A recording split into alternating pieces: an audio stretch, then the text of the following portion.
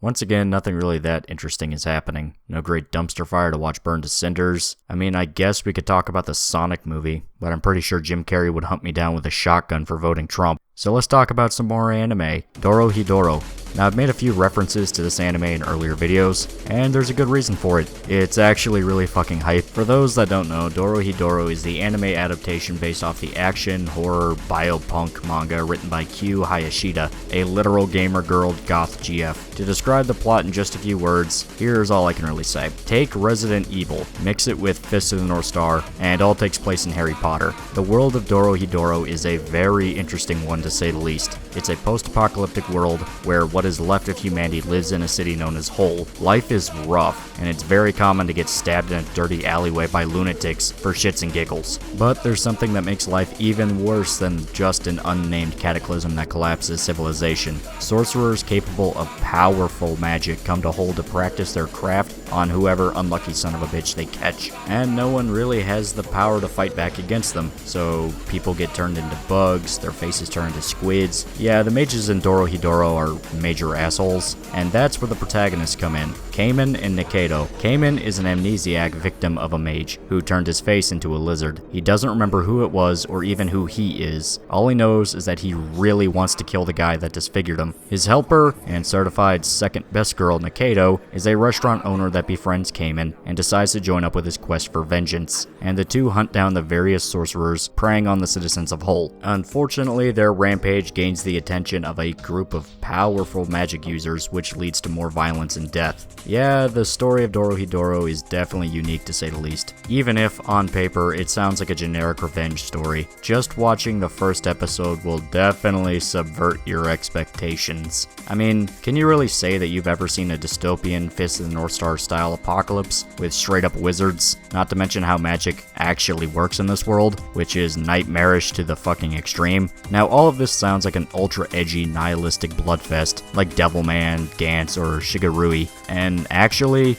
no, it's not. A big part of Dorohedoro's charm is the humor and the characters. This show is actually really funny and likable. It's definitely got horror vibes. There are tributes to people like George Romero, for instance, especially, with fucking zombies showing up. There's also flesh-eating cockroaches, body horror. Dorohedoro isn't a fun place to live in, but the citizens in Hole are so used to it that even when all of these terrible, fucked up things are happening, it's just an everyday occurrence. Half the jokes in Dorohedoro involve a character dying or getting injured in a grotesque way. It's gallows humor to the T. But despite all of this, the characters have a lot of depth and charisma. The main protagonists, Cayman and Nikaido, have a great dynamic. Cayman is a violent, dumb lunatic that wants to fix his face, and Nikaido is, honestly, she's not much different. Sure, it's made clear that she's hiding a lot of shit under the surface, but she's not exactly a good person either. The two clearly care about each other, and they are extremely skilled and badass, but they aren't really typical anime heroes. They torture sorcerers, take pleasure in killing people, and all around seem like reckless and irresponsible wackos that don't understand the consequences of their actions. But what makes them work is that they fit perfectly into this world. You have a setup for this hellish, depressing story that can make Berserk blush,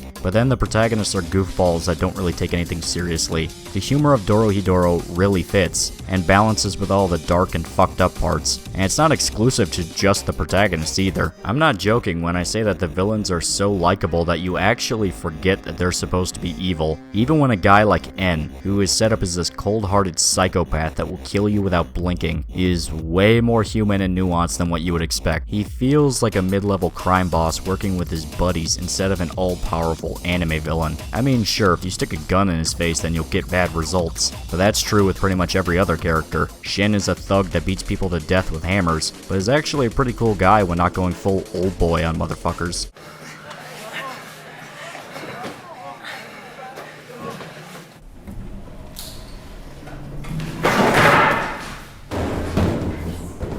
Noe is his partner and is the toppest of tiers for muscle mommies. Fujiwara is the whipping boy of the show. Most of the jokes revolve around him being shit at magic and nobody really liking him. Then you get Ebisu. Ebisu is probably the most unlucky character out there. If it could go wrong for her, it will go wrong. I won't spoil anything since half the time the bad shit that happens is played off as a joke. All I can say is that you really start to feel bad as the show goes on, but she gets to dress up as a shark, so that makes everything okay.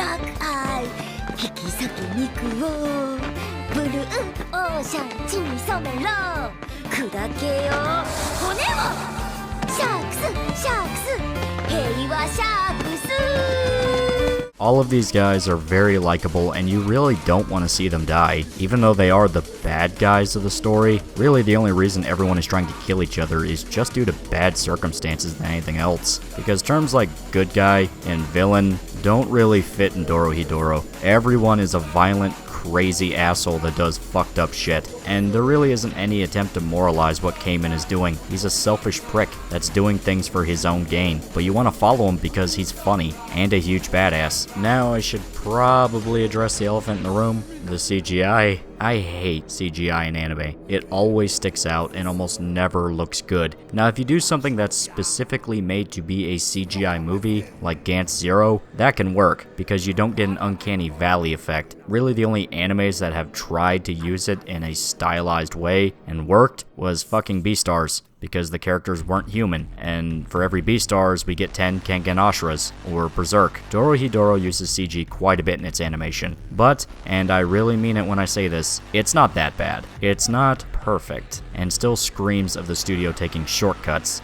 but it's not as bad as what you might be expecting, because what helps sell it a lot of the time is the direction. The reason bad CGI ruined stuff like Berserk 2016 is because it was mixed with a bad job from the director. If you have somebody that knows what they're doing, they can make it work. Dorohedoro actually manages to not have nauseating CGI, even when it's used in action scenes. The way everything flows distracts you from the fact that character models sorta look like PS2 era cutscenes at points. Would I prefer it all to be 2D? Oh, most definitely. Some of these fights could have been amazing in 2D if they did it right, but what we got is still good, so I can't complain too much. Now the anime has about 12 episodes altogether, and they cover a decent chunk of the manga. It's not the full story, however, so I would recommend sitting down and reading the rest when you finish the show. Dorohedoro has 130 some odd chapters, so while it's not a slouch on the amount of story you get, it's nowhere near as long as some other action mangas. That's all I can say about Dorohedoro. It's a fantastic love letter to the action and horror genres. The humor is pitch black and pretty damn hilarious. The characters are pretty lovable as well, and the action feels really good to watch. Check it out when you get the chance, though most everyone's gonna have to pirate it since it's not on Netflix in America,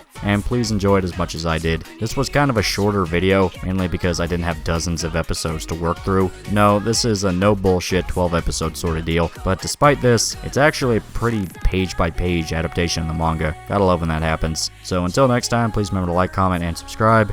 See you guys.